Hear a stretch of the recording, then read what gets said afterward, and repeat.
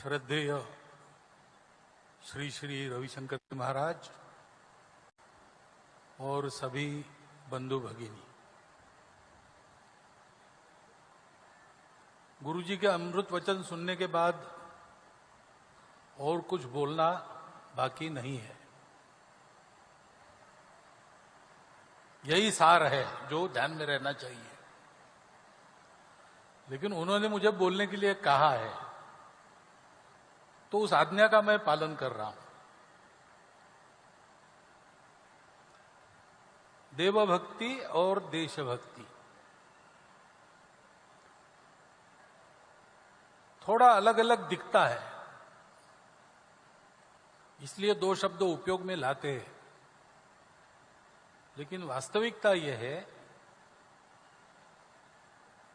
कि हमारे देश में, भारत में, ये दो अलग नहीं है।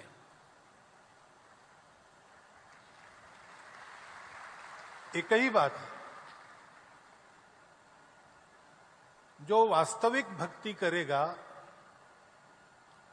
वो देश की भी भक्ति करेगा, और जो प्रामाणिकता से देशभक्ति करेगा उससे भगवान देवभक्ति भी करवा लेंगे। ये तर्क नहीं है, ये अनुभव है। ऐसा होता है क्योंकि हमारा भारत देश बना कैसे, किसी ने बनाया तो है नहीं। कितने वर्षों से भारत नाम है, बहुत प्राचीन समय से, शायद इतिहास भी तब तक जागा नहीं था। वो भारत बना क्यों? इसीलिए बना। शिव शंकर जी आदि गुरु है, तो सबके अंदर जो एक तत्व है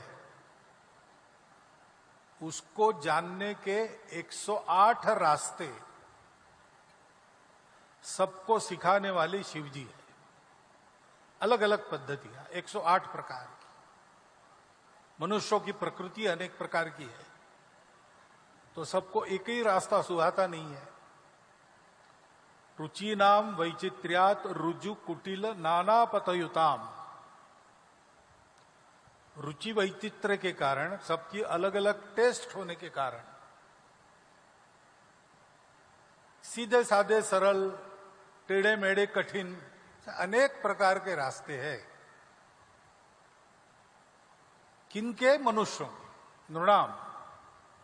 लेकिन जाना सबको एक ही जगह, एको गम्या त्वम असि। रुचि नाम वैचित्र्यात रुजु कुटिल नाना पथयुताम नृणाम एको गम्या त्वम असि। तुम ही हो। ये जो नाना पथ है, इसके उद्गाता एक तरह से शिवजी है। सारी मानव जाति सत्य को पाकर उसका कल्याण हो, इसलिए तपस्या भारत में हुई है। और उस तपस्या का सार जो अंदर की वस्तु मिल जाती है, तो जानते हैं कि जो हम में है वो सब में है, और जो सब में है वही मुझ में है। तो हमारा आपस में संबंध है, प्रत्यक्ष रिश्ता है, हमारा कॉन्ट्रैक्ट नहीं है। बच्चों को हम इसलिए नहीं पढ़ाते कि वो बड़े होकर हमारी सेवा करें। वो नहीं करेंगे तो भी पढ़ाना हमारा काम है, क्योंकि वो हमारे अपने हैं। ये जब बात है तब बच्चे भी बड़े होने के बाद सोचते हैं कि लाड़ प्यार से मुझे बढ़ाया, बड़ा किया, तो इनकी सेवा करना मेरा काम है। जीवन अपनेपन के आधार पर चलता है। इस अपनेपन के संबंधों को आज दुनिया तरस रही है।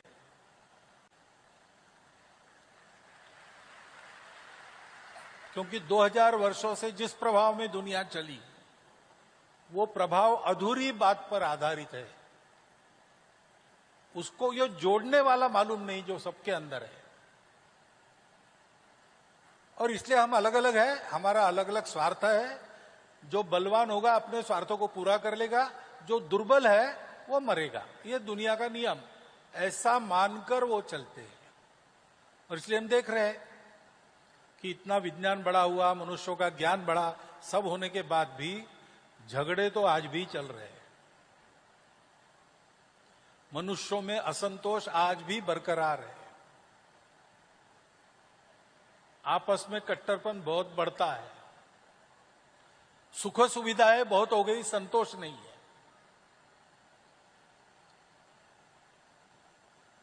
विकास बहुत हो रहा है, पर्यावरण खराब हो रहा है। तो ये सारा देखकर दुनिया अब लड़खड़ा रही है। उनको रास्ता नहीं मिल रहा है। रास्ता कहां है? रास्ता यही है, शिव जी के पास है। और वो रास्ता जब मिला तब सोचा गया हमारे पूर्वजों के द्वारा कि सब अपने हैं तो सबको ये बात मिलनी चाहिए। और ये बात सबको देना एक व्यक्ति का काम नहीं है, तो पूरा देश इसके लिए तैयार करना चाहिए। इसलिए बहुत बड़ी मात्रा में गांव तक, जंगलों तक, झोपड़ी झोपड़ी तक हमारे पूर्वजों ने ज्ञान का प्रबोधन किया और पूरा एक देश ऐसे बनाया जिसका जीवन देख के दुनिया समझ जाए।